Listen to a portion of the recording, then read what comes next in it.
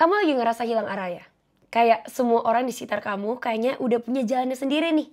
Ada yang karirnya udah stabil, ada yang udah nikah, ada yang udah ketemu passion. Tapi kamu sendiri bingung, aku tuh sebenarnya mau kemana sih? Kalau kamu lagi ngerasa hilang arah, selamat. Artinya kamu udah sadar. Karena cuman orang yang sadar kalau mereka lagi hilang, yang tahu kalau sebenarnya mereka tuh lagi nggak ada di tempat seharusnya. So congratulations, ini bukan kegagalan, tapi ini adalah sebuah sinyal bahwa kamu udah siap untuk level up. Hai semuanya, aku Eva, welcome back to my channel. Dan di channel aku kalian bakal merasa tertampar sering, karena aku bakal ngomongin hal-hal yang kalian gak suka denger, tapi bener. Jadi kalau misalnya kalian butuh teman untuk menggampar kalian dengan realitas setiap hari, you know where to find me, langsung aja klik subscribe. And let's get on to the video. Kalau kamu lagi berhenti, bukan berarti kamu bodoh. Bukan berarti kamu males, bukan berarti kamu gak cukup, bukan berarti orang lain lebih hebat daripada kamu. Kamu cuman takut salah jalan aja, makanya kamu berhenti. Ibarat nih lagi ada persimpangan, terus kamu takut kalau misalnya kamu salah pilih jalan, kamu bakal menghabiskan terlalu banyak waktu di jalan yang salah. Karena apa?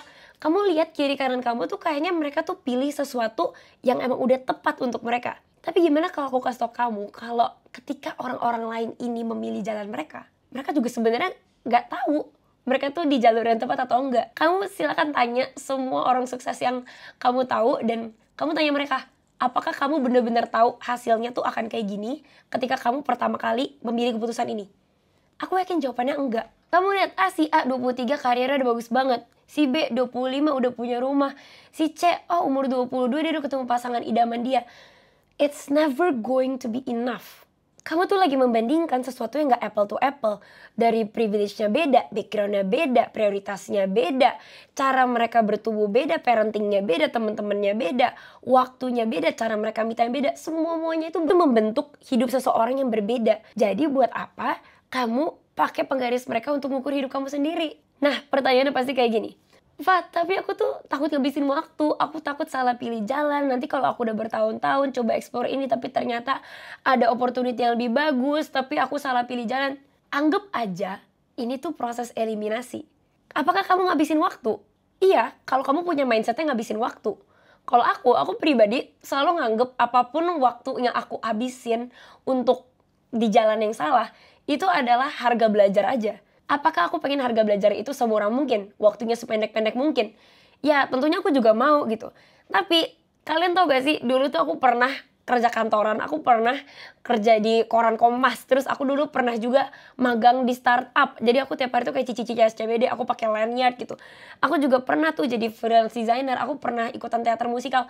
Aku pernah coba banyak side quest random yang kalau dilihat secara objektif ya kayak ngabisin waktu gitu, gak jelas.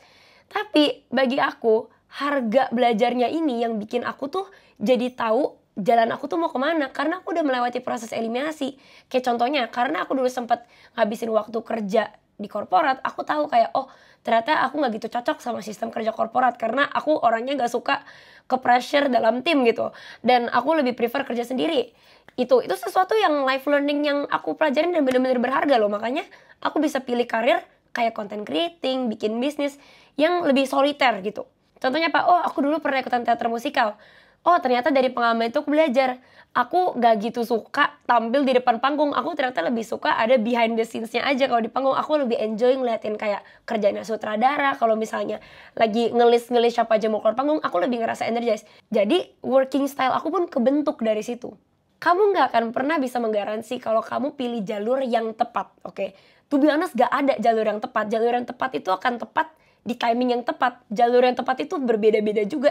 Di setiap fase hidup kamu yang kelihatannya tepat itu juga beda-beda. Jadi instead of kamu menyesal dan kamu ngerasa kayak, aduh ini kayak jalur yang salah, kamu lihat segala hal yang terjadi dalam hidup kamu, itu learning experience aja. Kamu belajar sesuatu dari situ dan itu adalah hal yang produktif. Satu-satunya hal yang gak produktif adalah kalau kamu gak gerak. Jadi mau kamu pilih jalur apapun, ya, kalau kamu belajar apapun tentang diri kamu, itu udah cukup produktif. Trust me, berapa banyak sih orang sekitar kamu yang bekerja sesuai sarjana mereka? Jujur, karena di lingkungan aku sendiri ya, hampir gak ada yang lulusannya itu plek ketiplek kepake dalam kerjaan mereka sekarang. Serius, kayak jurusan mereka tuh bisa tata boga tapi ntar kerja jadi interior designer. Nanti ada yang jurusannya hukum tapi sekarang jadi content creator. Coba deh pikirin, siapa? Banyak banget gak sih sekitar kalian? Bayangin kalau dari awal mereka itu maksain kalau mereka tetap, oh aku lulusan hukum, aku harus selalu jadi hukum. They will never get anywhere, okay? Enjoy the process of becoming. Kamu gak akan pernah bisa jatuh cinta sama hasilnya kalau kamu gak belajar untuk mencintai prosesnya dulu. Kedua, kalau kamu ngerasa hilang dalam hidup, kamu tuh gak sabaran aja sebenarnya. Gak berarti kamu gak ngeliat progres, kamu tuh lagi gak bertumbuh. Gak berarti ketika kamu olahraga 2 bulan di gym dan kamu gak ngeliat hasil, itu kamu gak lagi bertumbuh. Gak berarti ketika kamu upload konten setiap hari terus gak ada yang FYP, kamu lagi gak bertumbuh. Kalau standar bertumbuh kamu aja gak realistis dari awal, kamu bakal terus-terusan merasa hilang. Dan karena kamu terus merasa hilang, kamu gak akan gerak. Jadi itu tuh kayak cycle aja gitu loh. Jadi yang pertama apa? Kamu harus perbaikin standar bertumbuh kamu juga. Aku sedikit cerita aja ya, tim member aku namanya Pat. Dia tuh setiap hari lagi upload di TikTok. Kalian bisa follow TikTok dia di sini. Dia lagi upload streak. Apakah sudah ada yang FYP? Ini mungkin udah minggu kedua. Belum ada yang sampai viral jutaan views tuh belum ada. Tapi setiap hari aku ngobrol sama dia, udah ada improvement dari level kepercayaan diri dia. Dia udah gak ngerasa se-stress itu untuk upload. Ngeditnya makin jago, bikin hook jadi lebih baik. Meskipun perbedaannya kecil-kecil, tapi itu kelihatan nambah gitu loh. Dan kalau misalnya kamu gak belajar untuk merayakan setiap pertumbuhan-pertumbuhan kecil ini, kamu gak akan pernah nyampe ke end goal kamu itu yang ada di visi kamu di awal, oke? Kamu harus belajar untuk appreciate the small wins. Kalau dulu kamu masuk kantor, kamu gak bisa ngomong di depan orang, terus sekarang kamu udah berani presentasi depan orang. Kalau dulu view kamu di konten misalnya cuma 100, terus sekarang 150. That is improvement. Jangan downplay setiap pertumbuhan kecil. Karena itu tetap pertumbuhan, oke? Kamu bakal terus mengecewakan diri sendiri deh kalau misalnya kamu berharap suatu hari dari 100 ke 1 juta. Itu nggak ada, oke? Percaya aku udah konten selama 4 tahun, aku udah bikin ribuan video, aku udah nge-gym selama bertahun-tahun. Kalau aku bangun tidur dan harap video aku viral dan tiba-tiba aku six pack, aduh, aku gak akan pernah deh muncul di gym lagi, aku gak akan pernah tuh pegang aplikasi editing lagi. Hidup itu bukan balapan, oke? Hidup itu justru gak seru kalau misalnya kamu udah figure out where you wanna go in life. Hidup itu malah gak bakal seru kalau misalnya kamu langsung dapat apa yang kamu mau, oke? Coba kamu lihat selama ini beberapa hal yang bikin kamu bangga dalam hidup. Sebenarnya kalau kamu pikirin lagi ya, kamu misalnya menang lomba, misalnya kamu dapat pekerjaan yang kamu mau, kamu dapat masuk kuliah idaman kamu. Yang bikin kamu bangga tuh sebenarnya bukan pencapaiannya, tapi kamu bangga sama diri sendiri ketika berhasil berproses untuk mencapai pencapaian itu. Iya kan? What you're actually proud of is the journey. Jadi ketika kamu ngerasa galau kayak gini, nikmatin. Terus ya, kadang ngerasa hilang dalam hidup itu juga datang ketika kamu ngerasa it's too late. Ada satu mindset yang ngebantu aku kalau aku lagi ngerasa hilang dalam hidup. Yaitu, aku bisa jadi apapun.